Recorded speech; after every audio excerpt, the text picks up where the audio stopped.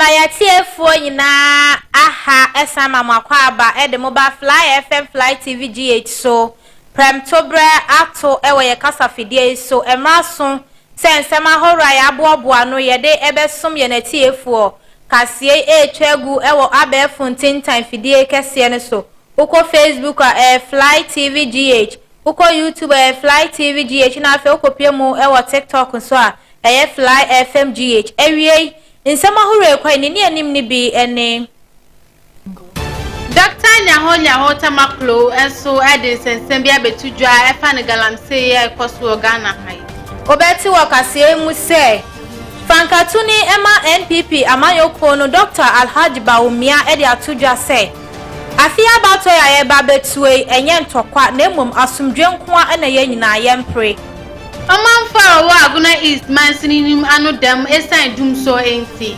Sanso na yakopie mu onsemfu from nso a John Dramani Mahama Edna Probo no ekopie mu ewo ategugu na eho no nso no ode nsem kan bi etudwa ewo ho eno so yebeko SMP kan ye hu ena anuanu beenu atena ase a yebekin kan kasie amamui kasie mu aseda ekwa ma Majadin International School Majadin say Babofa no di afi ba ko ayeko entnase efi se ejapade ba ko pen na obetimi edi eja oba eno ane pen admission obetimi edi eja oba sanse o ma na sase o ma na fie o ma no kasa abusuafo ebeji ne nyina efi ni nsem ni sent Majadin se men kan cha se oba no di afi ba ko ade a fa ne ebra wona so ye o crèche edi kosi JHS entiento ate oba ne emfi ho de na wa bin se oja Majadin ewo kwa fukrom frempanyfo ewo 0592 500593 0592 frempanyfo na ne won entwetwe nkomo na fa abofra no ekohye won sana unu hu da biara da ene wiase ye hu ewiase aye den ente wote ho ana wabo ho ban sane be ya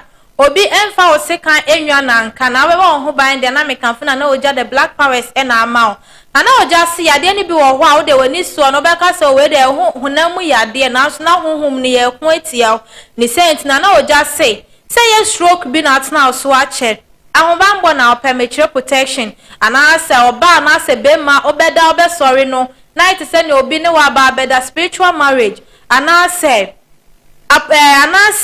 ope bambo ana se promotion bi e na ope wadwuma mu a entna wona se kra keka ho na fo wani ekyeremu ewo na oja the black powers asoeye na oja ewo number 1 ukosuhuma o suhum kwan ne so a fe na oja ewo 0257 341005 0257 it's fly na oja enkodi nkutan ho na se one no kobo empunimpu na se de o hawo ni sitie bia no na oja ebeboa ayiwu hawo no afri ho kra Mirafu pasta u pensu papa ede ye occasion bi say ye wedding say ye engagement yesu kroji a obetimi de djuma then na wo ye Majadin natural mineral water aba ede amao ayensu kroji a wode afa emfidie mu enti esusu ansupo ne bia enni ho hwehwe Majadin ehwikwan ewo kwafu krom amoni okanta school no na edi hwe ni mu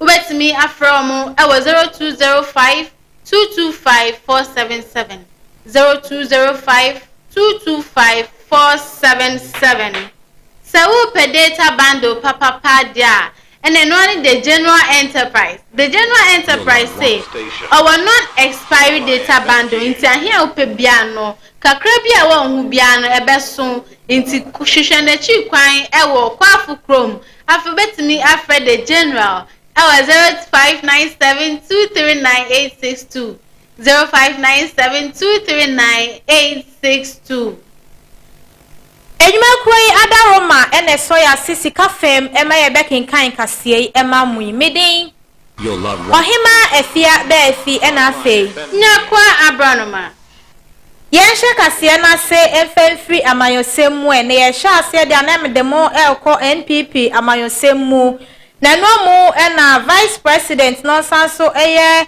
Fankatuni ema the New Patriotic Party eye Dr. Alhaji Baumia Mahamudu ena okopie mu ewo Cape Coast wabra na wodi ogwa afahye no na emredri se na ewo se ode na no munsem etudwa e na obekire se afia abato ya ye ba betue enye ntokwa enye boxing race e na ye ba beyo na mom ye chawadwen na mso mem chama adwen esan se mabato e na ye me power ni sent no ofasa akonya we so akachi obibia se afia abato ya ye ba betutu abawi akofie na akokọ rest esan se enye ntokwa sembia na oto aso na ochre se afi so ye Ghana mamba pa bibibia ya no oman mu no fa hojim menka se o me your mamba pa na nso me hye se ne ye man ni mo esa ye na ya de metimi me de me ho ahye bibia mu na wasi in fact eno sa no de emboa enti afi abato ya babetoi enye mantwesem bia enye ntokasem bia na mum asomdua ene ye nyina ye hyehyɛ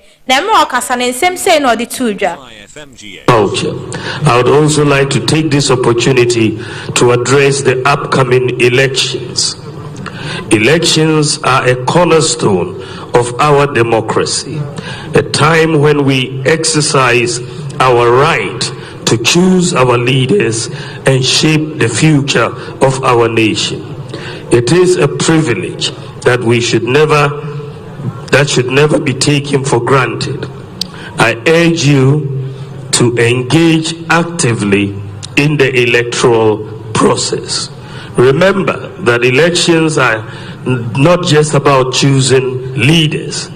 They are about choosing the direction in which we want our country to go.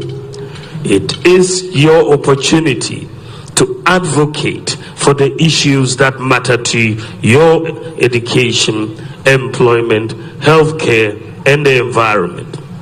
Do not allow others to decide your future for you.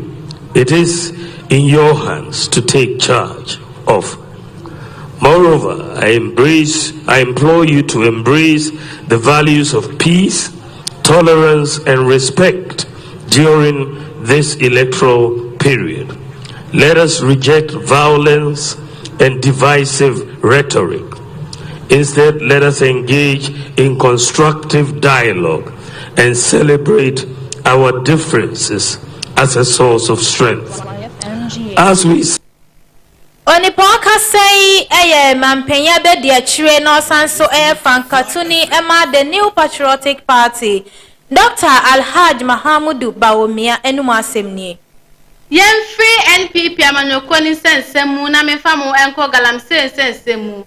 Yen na yen se galamse ati akese ewo Ghana ha ye pa. Ye hwe okwan e befa so edi esi anu kwan sanse. Edi enyan ye pa yensuwansu anyina asaisai nso hu akwatwe wei enam so ema former military officer Dr. Nyahota Maklo ababonten de ababetudwa se ye jai galamse sensemi ni ye di ma military for wo Ghana hanum se dia ye jai ma asrafo ne dia obetimi edi hu dwuma ye pa esanse military nu ahubambo internal wa ha ntina ye from asrafo obetimi aye na onka han na ni krampo no se amanyofo na wo pese yesi galamse anu no wanka semu na wo tai galamse na ase wa sha ase na wodi yenya wo Ghana ha ye pa enche bia na Ghana Water Company Limited e dia ba betudwa se eso hu aye dinye pa Ghana yankwada semu enti se yanhwe ni ye beto de bi no ye be cry nsuo e dia fi amanone se na ye cry nwane e di fi amanone e ba ye memu the military has leadership, and if they are given that task without the influence of politicians, they will finish this thing within 1 year. The military that I knew, I don't know what is there now, but the military will have a tradition. So I believe strongly the leadership will be the same. If you give them that role, they are told that this is the task. And stop it. I can assure you within 1 week the military can stop. But when you have leaders within the political parties and the groupings using a section of the military, as for the police, I don't want them to come in at all. Leave this to the military. When I can assure you come in. The military that I know definitely stop this thing within 2 weeks. I will say within 2 weeks. edi to just say sene na military kane na onim no enti sen ne Ghana srafo no sisan abem esan amanyosem ti afe want me nya wadwuma esan say politicians na ehhehye galamsey na se a eno so esi omkwan ade esi omkwan ye pa omonso eha adwen ye pa awo Ghana mu hane santi na Ghana hanum say asrafo anase military officers no want me endi galamsey hu adwuma eno so say eno di tudwa. Well, the military has changed just like politics in this country. It has changed politics formally, the leadership of political parties, at least the one that I saw. You have leaders with integrity. You don't have them now. You follow me? You have politicians who have feeling for the ordinary person. You don't have them now. The leadership we have in politics now are leaders who come just to steal. You steal. Just to come to You are listening to DJ Fly. with the military years back, when they are giving the tax, you can be sure they do. But the military itself has been so politicized now. So-called, what do you call it? What's the word? When we are recruiting people into the army, now it has become protocolist. It never existed when I was a soldier. Never ever. But the military gives directives and recruiting is done in every region in the country. Every region. I've been part of it before, so I know what I'm talking about. Every region. My time, we went to all the 9 regions, we ended up at Boga. But the Boga was only the regional capital. You follow me? And look at what is happening now. We're so-called protocolists. That has totally destroyed the security services in this country. And we are also doing that look. Even when I talk about the military, I believe that that's why I say it has been a tradition. And it's the best service you can get anyway. NLTA the former military officer e Ghana ha. Ogusua etie kasie efli Fly FM Fly TV GH so na yedasua ejina galamsey hu sensem emu. Ye na ye nim yesuo ne yensase a ankofo bi mu aye o madwen se ombese ni nyina ede amaye. Enam so amenne ye nya nchiremu kakra ede afa illegal galamsey hu na Martin Kwaku ayisi ono ene ye CEO Ema Minerals Commission ewo ye man Ghana mu ene odi ababetu dwa say ansa na obi ebenya kwanya na wakọ forestry ni mu akwakoye galamsey no ewo se wonya rules anase ye wo setting rules bi a wo se nipa kro no odi so anase protocols bi a ewo se oyo se na ebe ya ye behu se galamsey ya nipa kro e2 enye illegal na emo aban age atum enam so amane kire mu se ansa na ebe mo obi hu kwan se onko no ngotu galamsey no ewo se ye man licenses a eno no ebe free ewo na wo hwe yen saase ene ye nsuo ene ye niema nyina so ministers for ne eho ena afei so se won agituma ansa na waba Environmental Protection Council for ho amomo so age atum so omo so ema na kwanya sana forestry interpent for so ebebem no omo so ene na abeyen hyehyeye se galamsey no akwa se man 1 acre se won fanya e man ntre na ahiem be bia de amano na ehwa na wonyina na se woya asode na se otre na ahiem dia ene na ne wayo no obebo homo ene de ama o se saadi we sa wo ye dia enya illegal mine na mom eye aban no ena wama o sa kwanya ne se iyo na me wakasa na nsem sei no de tudwa. Take the politics out, and we must accept collective responsibility. So let me try and answer your question along that line. Something. So this particular answer borders on the issue of collective responsibility. Now, I wanted to separate what is lawfully permitted and what is illegal, because in a way it's also good I'm perhaps getting to the last speaker, because you see, as we discuss the illegal mining issue, we tend to color the issue of what is lawfully allowed and what is not allowed. Let me just say this. There are certain rules and protocols that you need to get or go through to mine lawfully in the forest reserve.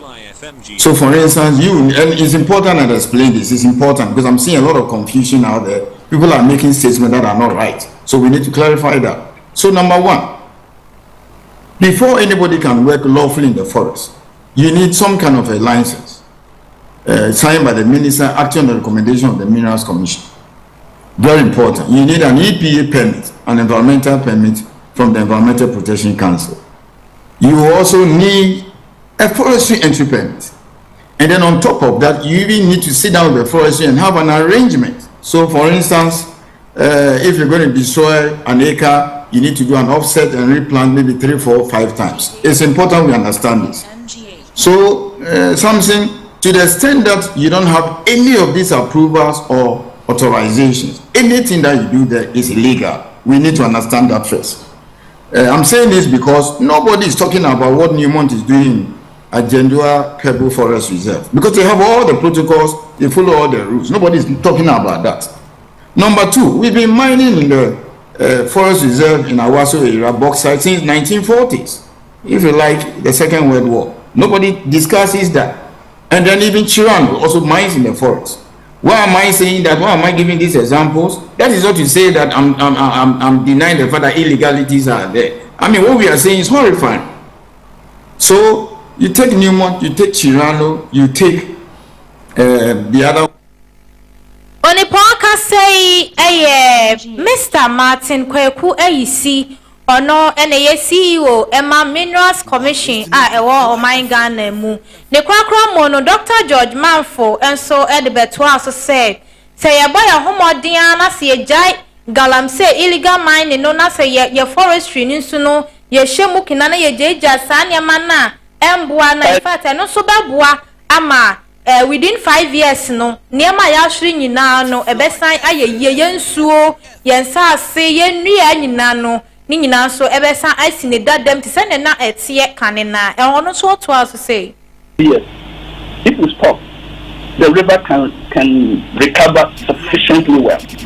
The fishes will come back, the flora and fauna around the rivers will recover. So 5 years, I would say, for water body. Although the mercury will stay in a very, very long time. After 1,000 years, the mercury will be there. So we have to get mercury out of mining. When we destroy the soil, then we're talking of 3,000 years or more. So the issue is serious. That's why we need to fix the problem now. And no political leader can say that we would allow under my watch the soil and the environmental resources of this nation to be destroyed beyond recovery for generations unborn to pay the price. Okay. So for rivers, yes, we can do something about it. For soil and for the other, terrestrial resources, it will take. Forest will take over 50 years for the forest to recover. So we have a huge task on our hands, and we must work at it and solve it. And if we have the political and the traditional will and education and awareness, we can fix the problem. Because, for example, if you know the birth defects in these mining areas, if you know the impaired cognitive capabilities of children as a result of exposure to vaporized mercury, the results are there, the studies are there. You know, I remember 35, 40 years ago, I did my PhD out of Baafi mine, and I know the issues there. The arsenic pollution there, the contamination over there, arsenic recovery plants. On pouting in Kane, Dr. George Manfo, no, and da Frempont Manso Institute, no. Ye free galam sense some nibianam de mu ekopie mu e won fifini mantem. Enkofo e watete kofia bramokoto kwa mintifo ene nkro enum a wo Agona East mensinim enene wano dem na wano edem nyina ene se esuma dru won beye mfie bebreni enna aban ni be hye bo se won kanea won sensem de ba na inam kanea won sensem de a won ka won ka kuma entu won yam won woda wonna na ene wo ba bonte aba be ka se bo hye aban hye ye wani so esense school for no crampo wopon ba wonya kanea bia na wode asua de nti tam ni nkwa wieye amofra no ebe tro sohwe no na tete wa feli poto results no de yehwe enye ye afensu se ba na ho bambo nsam susu a ekrom ho ehu ye pa esense akwamukafo kra etimi eba kwan nim ebe tietia kan se akwantufo wo kwan no so anajo enti wasre aban ni se wonfa kanea emra kofi intifo okoto kwa eni kwa miabem kro a wo aguna east mensini ni emu afensu krono bo adosu ye pa na de ba ko ha won pa ni se ebinum edi candle ene di juma na candle no so esusu aso ba ko ho pa ni se da ku bi wada na wani na ho so na candle yi aso watare ma so ntuma bi mu a edi oja hyehye ene beba afensu torchlight a wo use no battery ni boa ye din ye pa nti aban no mbra obra won sra bem na ontimi emebom awanyinam kanea ehun wei ema manfo ni bi di ebufuo ni areho ba abontin be kasaye na won kasa mu no se na odi tuja ndi ya right na ya bele ya dum wo ya right wo bi de shade ta ya to ya ya fata touch you see ya battery kan no ba kwa ya da na ya to na no wa go school wa ba da you shade aho go mu de ya light ama ma ya de to yan kodo ya me wa site mo school ko mi ya bre so light wo high ebe ya field ya di na ma sise mi ya to ya da twe ya mufra ati so ye nyensu nsu no ha na ya numa na ya oda hu chirbenye obi ma obi ana on fit over that ni wo enti on tu se tv on tu ye tv amo ada ha bebe no de benye o de be sa batampele won no mo de no fa extension bi on from benye na ntu mi ye light wo na fa tum jimre ene awti ye ayo manfo binmu a watete kofia bem okoto kwa mintifo ene nkronkro nan a ewo aguna east mensini nim ne krakra mu and assembly members a wo mensini mu eba abontin be ka se light post ni de ya besisi bi de the transformers number nanso akase wo be keka si ani on be connect bibia na enam kanea so aba na krom ho ashran nanso ekwa be yese aban no ayo madan ko dadade wanu be hu ke nanso nanso transformers ni nyina ewo ho nanso so de won so ma won ti wei and assembly members or wo and so anyone asem etuja your loved ones. We have some place like Ohenmaa, Champa, Obodru, Ehuntem, then Sasakwa and Sanekwa. They have not seen light at all. I think the central government has not done enough. If it can give up its activities and come to our aid, I will be very much appreciative. And when you go to Akabon, there's wiring. When you come to Osankwa, even there's transformer. Then when you go to Sanekwa, the transformer is also there. So what has left is just connecting the light. The problem is they don't have places to charge their phone. They go to other places and one way or the other their phones will get missing. They brought a transformer which is behind me. Later on, they said the transformer that they brought, the megabyte is too higher than the community power, so they will go and change it. And that was the end, and we ended the 2020 election. This area, all the wiring has been done, the meters has been given to the various community, the household people. The power needs to allow to flow from the other joint. Ene oti ye assembly members ya wo kofia bem okoto kwa mintifo ene nkrowa nan ya ewo aguna east mans ni mu fifni mantem ye to akase no eso na ye to aso dia na munyina amunim se edu about so say ya presidential candidate nyina ekwa ekoye campaign na wade wonade ani so ade hunu etudwa and I'm so Emma John Dramani Mahama O2 Franka Ediama NDC Amayokuo no edinani ekokyere mu owo atebubu na eho ena nkrofo editu nanim said o wade swede pa wo hiade kese pa eda wona koma so opese John Dramani Mahama eyema wo mu ansana yakwa akoto aba no and I'm so Emma John Dramani Mahama bi so mo say da asema ena ode to omode to nanim se baby a emba ewo ya from maternity ward omuni bi ena omuni facility bia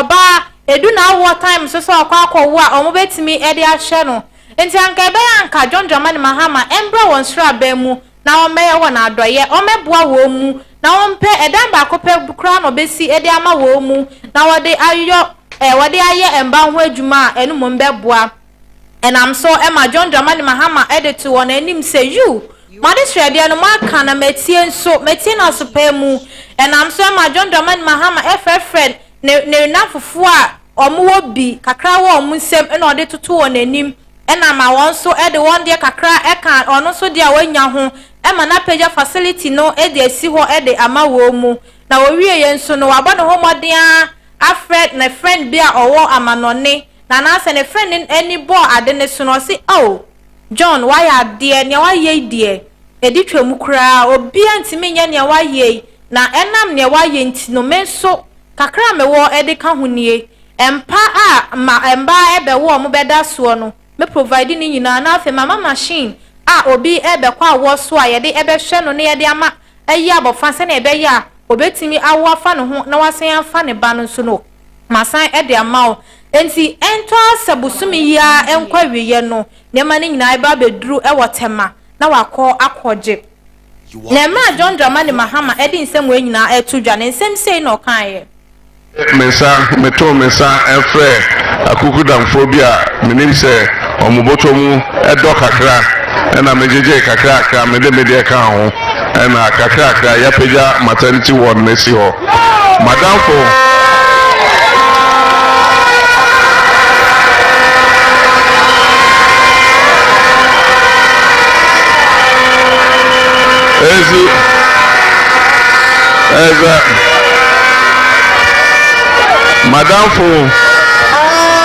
Madam fo broni bi so ono so ote ejuma ye no aye maternity ward and also o manpanyi me pe wasem na me pe ejuma awo ye enti empa ne fidie bia ye de ye maternity ward eyeye and also saka no me de atome ho enti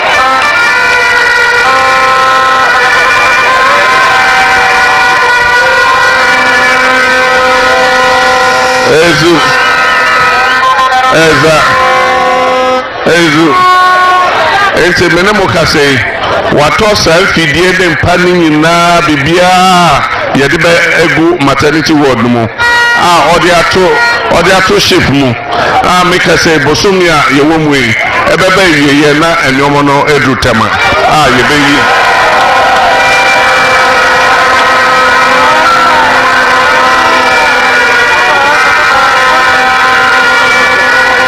Ezu bosomia ye wo mu menemo kase ebeba bedu tema nyeyi bibia ye de beto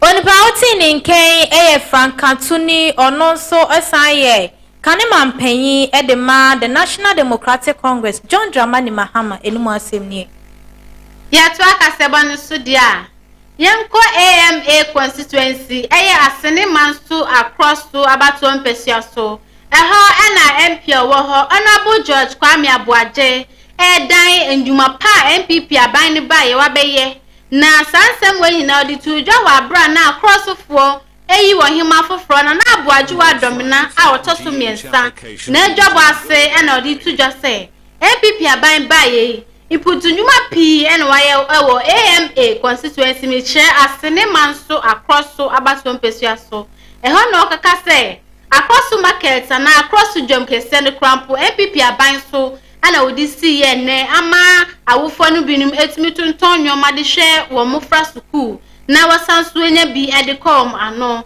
afen so enche ye bia ana Dr. Alhaji Mahmood Baumia otu franka edema MPP amonyokuo Wasansu ayo mampeni abede chire oshada probo ase no bade na ni chire ho bible sha won bo se nyame ya dum na mfimpi mienu ene edoni na December 7 fabato no wotuma na odinkunimu a wabeba besi nursing training e dia momo afen so school sa ehunwoma sese ti se nkonya board sani de keka ho adandan bi asese no so obeba be ye na afen so omo health centers obeboa ma pomuden ho so akoso ye pa o AMA constituency woni kasa ye mu no say no di tujwa. And then another Danko Gufwado, and Daruma, any Urua Daruma, across IF, contract and Besamba, Nanano, Obesamba, I see a year for best and the Honma Consequem, contract and I can a Jumabi, Kakaka to say, Ofa, Oko, Yadam Bopaina, and so Babet was Uri, and what Jumabi Akama, Minimsa, and Ganatina, Obeba. Mami no shiamia yomo kanye yero oluwa ne dwai da ben Mr. Mami and the crack sani ya nananom ebu bese banchen ADF ahote ba kakra enso nyamia daroma kakra yetimi ama contractor aba edwanu bese wo busu gidigidi anyagro na babra fori nyamishra abrini na oba family na pressure ni yese oluwa marketing da ben na Roma says here, while we say marketing apostle. Nana Obakaya, you about Yamba, you pray, say about the MPP parliamentary candidate. Our Pentecost are on them. Okay, some people were some mobile. Also, Nana, the Yami Boy, no MPP candidate. Now, then, of what to mana, Osha Bobby, now, MPP presidential candidate, Osha Bobby, Osabai, Dania, so, or the Judah. Osesa wotimi be dia kunyana obesi nursing training college across Osia odi tujo wo tenana nursing training college ni ref 80 ababaso na minimum sai across my dear besa baso na mesha se ne so be se meye aspect of mom nyame abiri guso sa bose na so ya yes across so ya ji Roma mu hono da bi ebesi Roma JHS no Ramwe no ne chai no asasene da no yache ya pese ye aspect of ma akosomai na ye program bia ye tibai den aye no ho na across ye no modi ni ye papa ye ka school anasa den na o church na across clinic na mani member da ward baako olu da Roma and then male and female ward say ye roba mi aba odi to nanim say theater omi adi shemisa say mi so me say beba so enti mi so me na theater na baso ni kwakwa mo ena osansu di twato say nyame ya aduma December 7 fipi mienu ne aduonu nan akrosofo asenefo ne mansofo nyina won kai yewra Dr. Laj Mahmoud Baumia na won tim won kokromoti won fantu abayima no se ne be ya anwuma pa wa hyase no obetimi aba beto aso anso hwa wasansu edi 2000 Ghana cedis edi majabo kese na wobo edi ayi Ohenmaa na aboaje wa domina a otoso miensa afen so odi nsanu ebika ho bottle of drink so odi bika ho say ena odi enusu ho sem etujwa ene na na do framework ya cross edi modi ni di mesra mo ni say na na do de ba Dr. Baumia ba tani mo yama na do ni oluwa no mesra mo sa nyama Dr. Baumia ni oluwa na yan to aso da juma bebre wo program a esi ya hwe ni ewie esa se memu anyi adwuma ye eno ni ye next chapter no adwuma be ba patem ha no eno ni mani da so eni mani so ade ho a me pese me ye me da mo se na na no ena aboajo adomra utirin kwa ya baya yekura ya isam doko enan eya mot niko ene snap pentu yesika 2000 eda so nana fatu kasubie nana yenyamu madaruma ya political season enti ejuma no doso ibi twim wo baabi enti se mo ahu mi biema madaruma na me dia kwansrat wo me da mo se nyamisra yenyina. You are listening to Honorable George Kwabena Abuaje ono MP Edima AMA asene manso across the constituency. Yenyina ne nsem yisuna ye home kase ne so ye ba ye beto aso. Efa dusiafo or classroom efa dusiafo baako Jaden International School asan bia kwanya eje dusiafo free crèche kindergarten nursery, primary, and junior high school. McJaden International School say, "O school bus a efa dusiafo or classroom a efa dusiafo baako aduno." Bambo ho nsem McJaden International School after 20 years at the Bambo ho nsem agude naso. Ye wa kyerɛkyerɛ fo a maben e wa de kyerɛ ene adusua emu. McJaden International School akiri kwan e kwafo krom opposite Okanta School Junction. Open kyerɛkyerɛmu ene asembise bia 0592 500 593 0592 500 593. McJaden International School as a dream, believe and become. Oh, birthday party, I say. So, office, I would. We may come for a diamond and McJaden natural mineral water. McJaden natural mineral water, a sucrogia, obitimi, the Dijuma, or birthday party, I say. So, office, I would do. Sorry, a few companies, I would do. McJaden natural mineral water, and I may come for a diamond. The tennis at McJaden airport distributors are Mbabi Tunsuno, Aquaton, now so young faso, Eddie Agubutum, Nasem Denise. McJaden natural mineral water more discount abra or banana no ejuma from McJaden for 0538 461144 0205 225477. Yensema yetiefo nyina akwaba emfa moemla Fly FM Fly TV GH so na yeto akase ne so e de amount Nana Frempon Ziego edi atujwa se yebo abe fankatuni na yebo baomia echi se in fact onya de nyina no eni kwanse yebo na echi sakra esan se enyo ono ene ye president ono ne ye vice president ono ne di Nana Dodan Kwakufu Ado echi enti se yewo bia ewose ye kanenim anase ye kansem egu ni so na ye wo nsembisa bi ebisa obi a mema ne nkoye Dr. Alhaji Bawumia na emom enkoye mampanyin na mu Nana Dodan Kwakufu Ado ene wose ye bisa ne sansem ose na nkrofo ebisa sese ya nkase ye hyepa ye hwe omanyimu a ye 2020 about one mbeto ye ne NPP one manifesto obeda na di no emu bebre na wo ho a wonye oye na so nam ha obete Bawumia dia na ye bo Bawumia na wo kire se hu ebe ye ma Bawumia edin enkoda kakra esan se manifesto na nkasa mwenye onu ankasa mpo na ebe kan ye eye mampanyin Nana Dodan Kwakufu Ado na ebe kan ne manifesto enti ye osubo bi na se ye wo anu ye wo nsembisa bi ebisa obi a mema ne nkoye John Dra and mama nenkoye Alhaji Bawumia nemom enkoye Nana Dodan Kwakufu Ado oto aso aka say afi na Bawumia ebe stand for election wonya en stand ye afi na ye ba beto de neso aba se obenya onyampo no aginya mena enti yenya ise ye bo na chi bebrebe no no de wonya hwe ye wonsembisa bia ye misa Nana Dodan Kwakufu Ado na me okasa ne nsem se no de tudwa so me call the previous promises now. You wouldn't be fair to Dr. Bawumia. You understand? In what sense? In the sense that he's not a president. If Dr. Bawumia is a candidate, and was seeking for re-election, and within a manifesto, was seeking for re-election, and a beer.